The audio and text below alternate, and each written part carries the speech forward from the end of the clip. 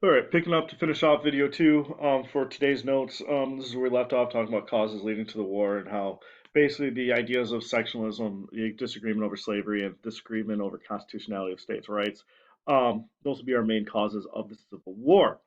So, the outbreak of the war, when Lincoln took the oath of office on March 4th, 1861, he would face a dangerous situation now. Seven southern states had seceded from the United States and had joined together to form the Confederacy, or the Confederate States of America. When he took office, Lincoln delivered his inaugural address, and in his speech, Lincoln warned that no state can lawfully get out of the Union, but still pledged that there would be no war unless the South started it. So Lincoln basically started off his speech saying, look, you guys can think whatever you want, but you really can't leave the United States. Also, we're not going to start a war with you guys over this unless you guys start it first.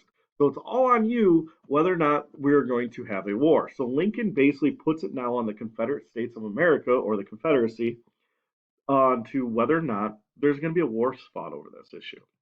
So Lincoln will discuss the ideas of union, liberty, equality, and government, and go on to explain them in more detail. He also will emphasize the Constitution sets limits on the actions of states, and that there was no provision in the Constitution for secession. So basically, Lincoln's like, look, secession's not an option, so hey, good luck with that argument. He also said that he would enforce the Fugitive Slave Act, which should make the Southern states happy, but they're going to ignore that fact.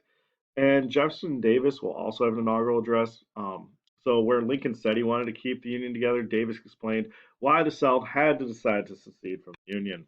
He said that the decision to secede was based on the desire to preserve our own rights and promote our own welfare. So, in other words, Davis is saying, look, guys, the southern states that are forming the Confederacy, we have to leave if we want to preserve our rights that we currently have and also promote our own best interests. We don't have an option to stay a part of the United States any longer, is what he's saying. So, um, Davis will go on to make many other things. You can compare and contrast a lot of different things. And I'll have a little writing assignment in the description of this video for you guys, as well as several links to different videos. But what I want you to do is make sure you answer the questions that I post in the description. Type them out and send them to me through Google Docs, and I will grade those for you as well. I just want to be able to make sure you can compare and contrast the differences of Lincoln's and Jefferson's inaugural addresses. So you guys will be having to look into that a little bit further. So Lincoln will now face war.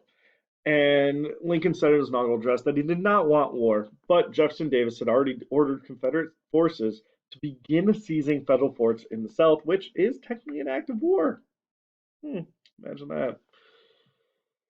So Lincoln will now face a very difficult decision. Should he let the Confederate States take over the federal property? And if he did, um, he would seem to be admitting that the states had a right to succeed. All right, so now we're in a bit of a bind. And if he sent troops to hold the forts, he might start a civil war and lose the support of 8 slave states that had not yet seceded. So there are still 8 slave states that haven't joined the 7 that already split. And those slave states are Missouri, Arkansas, Kentucky, Tennessee, North Carolina, and Virginia. Now, of those states, Virginia, North Carolina, Tennessee, and Arkansas will all end up joining the Confederacy, but Missouri, Kentucky, West Virginia, and Maryland will stay a part of the Union. So he's got to be real careful how he's going to settle this issue. In April, the Confederacy forced Lincoln's hand. By then, Confederate troops controlled nearly all forts, post offices, and other federal buildings in the South. And the Union held only 3 forts off the Florida coast and Fort Sumter in South Carolina. Fort Sumter was important to the Confederacy because it really guarded Charleston Harbor, and well, if the Union controlled it, they can basically shut down all trade in and out of Charleston Harbor, which is a major shipping port for the Confederacy. So now we have a problem. Confederate troops will end up attacking Fort Sumter. President Lincoln learned that food supplies at Fort Sumter were running low, and he notified the governor of South Carolina that he was going to ship food to the fort and promised not to send troops or weapons. So Lincoln's like, look, I got to get food to my guys. I'm not sending any troops. I'm not sending any weapons or ammunition or things like that. All I'm sending is food.